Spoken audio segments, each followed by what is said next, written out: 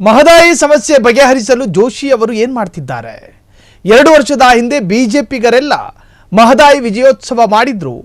ಈಗ ಗೋವಾ ಸಿಎಂ ಮಾತ್ರ ಕೇಂದ್ರ ಅನುಮತಿಸಿಲ್ಲ ಅಂತಿದ್ದಾರೆ. ಮಹದಾಯಿ ಸಮಸ್ಯೆ ಬಗೆಹರಿಸಲು ಜೋಶಿ ಅವರು ಏನು ಮಾಡ್ತಿದ್ದಾರೆ? 2 ವರ್ಷದ ಹಿಂದೆ ಬಿಜೆಪಿಗರೆಲ್ಲ ಮಹದಾಯಿ ವಿಜಯೋತ್ಸವವನ್ನು ಮಾಡಿದ್ರು. ಈಗ ಗೋವಾ ಸಿಎಂ ಮಾತ್ರ ಕೇಂದ್ರ ಅನುಮತಿಸಿಲ್ಲ ಅಂತಿದ್ದಾರೆ. ಇದರ ಬಗ್ಗೆ ಕೇಂದ್ರ ಸರ್ಕಾರ ಸ್ಪಷ್ಟನೆ ನೀಡಬೇಕು, ಬಿಜೆಪಿಗರು ಮಾತಾಡಲಿ. ರಾಜ್ಯದ ಅಭಿವೃದ್ಧಿಗೆ ಇಲ್ಲಿನ ಕೇಂದ್ರ ಸಚಿವರ ಕೊಡುಗೆ ಏನು? ಮಹದಾಯಿ ವಿಚಾರದಲ್ಲಿ ನಮ್ಮ ಹೋರಾಟ ಎಂದಿಗೂ ಇಲ್ಲದು, ಅರ್ಥಾತ್ ನಿಲ್ಲದು. ಗೋವಾ ಸಿಎಂ ಹೇಳಿಕೆಯನ್ನ ಇಲ್ಲಿನ ಕೇಂದ್ರದ ಸಚಿವರು ಖಂಡಿಸಲಿ. ಹುಬ್ಬಳ್ಳಿಯಲ್ಲಿ ಎಂಎಲ್ಸಿ ಸಲೀಂ ಅಹಮದ್ ಹೇಳಿಕೆಯನ್ನ ಕೊಟ್ಟಿದ್ದಾರೆ.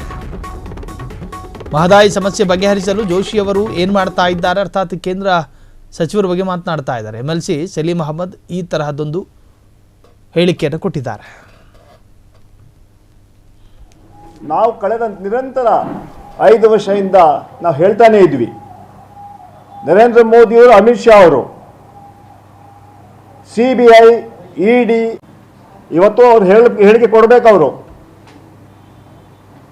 ಈಗ ಮುಖ್ಯಮಂತ್ರಿ ಸಾವಂತ್ ಹೇಳಬೇಕಂತ ಹೇಳಿದ್ರೆ, ಕೇಂದ್ರ ಸರ್ಕಾರ ಹೇಳಿದಂತ ಹೇಳಿದ್ರೆ ಇದಕ್ಕೆ ಉತ್ತರ ಕೊಡಬೇಕು.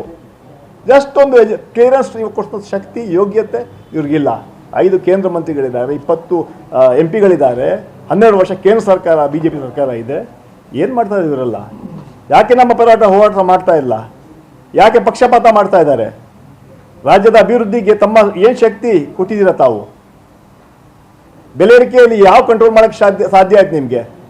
ನಮ್ಮ ಮೇಲೆ ಆರೋಪ ಮಾಡ್ತಾ ಇದ್ದಾರೆ. ನಾವು ಪ್ರಾಮಾಣಿಕವಾಗಿ 2 ವರ್ಷದಿಂದ ಕೆಲಸ ಮಾಡ್ಕೊಂಡು ಬಂದಿದ್ದೀವಿ. ಬೆಲೆ ಏರಿಕೆ ಲಾಸ್ಟ್ ಟೈಮ್ 2 ಸಲ ಪ್ರೆಸ್ ಕಾನ್ಫರೆನ್ಸ್ ಹೇಳಿದ್ದು ನಾನು. ಬೆಲೆ ಏರಿಕೆ ಎಷ್ಟು ಜಾಸ್ತಿ ಆಗ್ತಾ ಇದೆ ಅಂತ ಹೇಳಿದ್ರೆ ಅವ್ರು ನಮ್ಮ ಮೇಲೆ DNTK ಮಾಡ್ತಾರೆ, ಅವರು ಆಗ್ತದೆ. ಇದರಿಂದ ಆ ವಿಚಾರವಾಗಿ ಆಮೇಲೆ ನಾನು ಇದೇ ಹೇಳಿದೆ, ಕೇಂದ್ರ ಸರ್ಕಾರ ಯಾವ ರೀತಿ ಮಿಸ್ಯೂಸ್ ಮಾಡ್ಕೊಳ್ತಾರೆ ಈ ಸಂಘಟನೆಗಳನ್ನ ಅಂತ ಹಿನ್ನೆಲೆಯಲ್ಲಿ ನಾವು ಇದ್ರ ಬಗ್ಗೆ ಮುಂದಿನ ಏನು ಇದ್ರ ಬಗ್ಗೆ ಮುಂದಿನ ಏನು ಹೋರಾಟ ಮಾಡಬೇಕಂತ ನಾವು ಈಗ ನಮ್ಮ ಸರ್ಕಾರ ತೀರ್ಮಾನ ಮಾಡುತ್ತೆ. ಮುಖ್ಯಮಂತ್ರಿಗಳು ಮತ್ತು ಯಾವ ರೀತಿ ಮುಂದೆ ಮಾಡಬೇಕು ಅಂತ ನಾವು ಯೋಚನೆ ಮಾಡಿ ತೀರ್ಮಾನ ತಗೊಳ್ತೀವಿ. ಆದರೆ ಒಟ್ಟಾರೆ BJPಯ ಕೇಂದ್ರ ಸರ್ಕಾರ ಸಂಪೂರ್ಣವಾಗಿ ನಮ್ಮ ಮಂತ್ರಿಗಳು ವಿಫಲರಾಗಿದ್ದಾರೆ. ಅದು ವಿಶೇಷವಾಗಿ ಜೋಶಿಯವರು, ರೈಟ್ ಹ್ಯಾಂಡ್ ಪ್ರೈಮ್ ಮಿನಿಸ್ಟರ್ಗೆ ಯಾಕೆ ಅವರು ಈ ಥರ ಕ್ಲಿಯರೆನ್ಸ್ ಕೊಡೋಕ್ಕಾಗ್ತಾ ಇಲ್ಲ? ಅದರಿಂದ ಅದು ಮಾಡಬೇಕು, ಉತ್ತರ ಕೊಡಬೇಕು. ನಿರ್ಮಲಾ ಸೀತಾರಾಮನ್ ಇದ್ದಾರೆ,